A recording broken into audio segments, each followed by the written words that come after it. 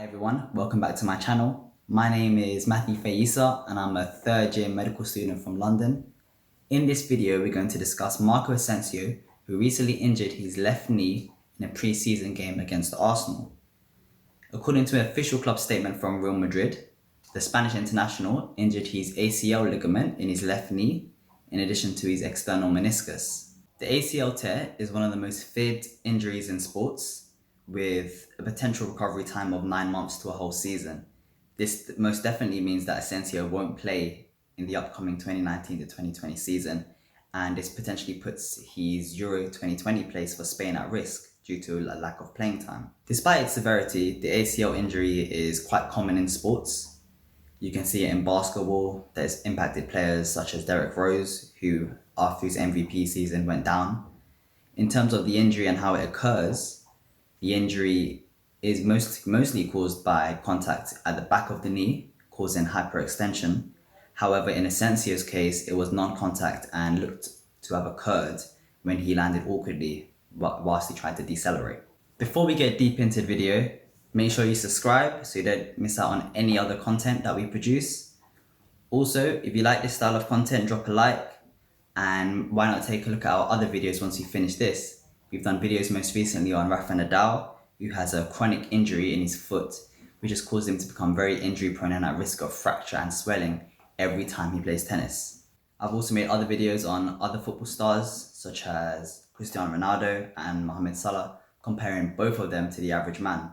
Asensio's injury occurred due to the non-contact mechanism of an ACL tear.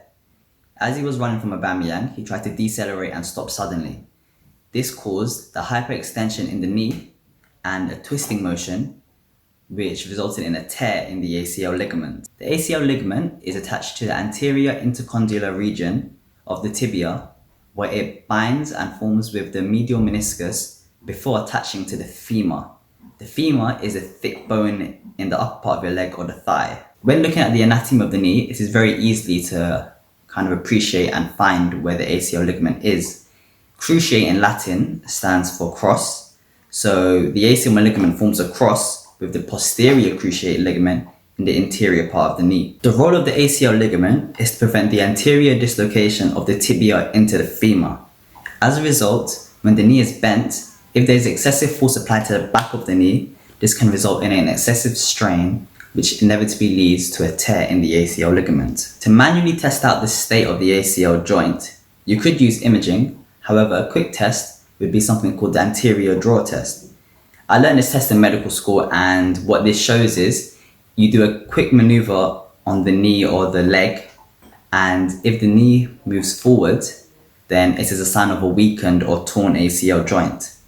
I saw a patient on one of my placements have this, and it was pretty identical to what you see in sports in terms of the typical pop and twisting motion at the initial impact of the injury. As a result, it's quite easy to diagnose an ACL tear, and players often know when they've got it or not at the point of impact. Regarding treatment, Real Madrid have already committed Asensio to surgery next week, but it is very unlikely that he'll be playing in the upcoming 2019 to 2020 season, as I've said before, due to the nature of the injury. In addition to the ACL tear, Asensio also injured his external meniscus. The meniscus is a fibrocartilage found inside the knee, which has two responsibilities. The first is as a shock absorber, and the second is to deepen the articulation with the knee to increase the stability of the joint. As a result, it is not a surprise that the meniscus got teared due to the close nature of the ACL to the meniscus, in addition to the nature of his injury where he suddenly stopped and fell awkwardly on his knee. Asensio's injury does disrupt Madrid's transfer plans. However, it still looks like they're going to allow Cabellos to go on a season-long loan to Arsenal. By the time this video is out, it's probably going to get confirmed. But it does also introduce an interesting squad dynamic and kind of heatens the debate or controversy between Zidane and Gareth Bale. Gareth Bale has not been favoured with Madrid despite him producing wonderful moments, especially with the bicycle kick in the Champions League final. However, we're going to see now if Zidane is going to be forced to swallow his pride due to a lack of numbers in midfield and up front.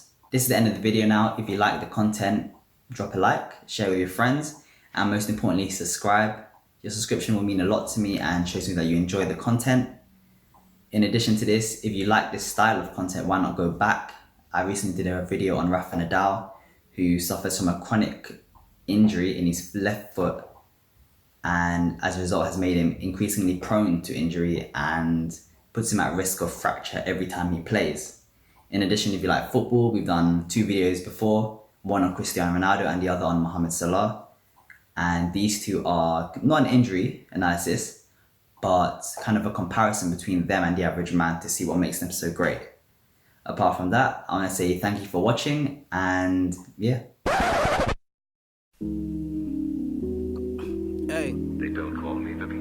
Grew up in the east, that's where they rule the streets, that's where they catch a case for some jewelry, I swear. If you wanna test it, you think that it's sweet, I dare you to survive in the belly of the beast. I'm fearing that the likelihood that my brothers could meet their makers is high, so we're making calls to undertakers. So what's the ultimatum? Wanna live or are you baking? 18 your eyes that make you die young in an altercation. Black boys you cry, black boys you cry. Suffering from PTSD, you can see in his eyes. Thoughts of the dead body that he seen last night, and you wonder why he's paranoid and loves to fight. I know you label us as killers, thugs and drug dealers, but don't understand the cause we're dealt to us. I wake up hearing sirens and I'm smelling sewage. So if I want to survive, well then I gotta do it. I woke up 20 years right now, I should be smiling into it right now, but I feel somehow I'm not sad, my emotions much deeper. I ain't trying to see depression trying to creep up now.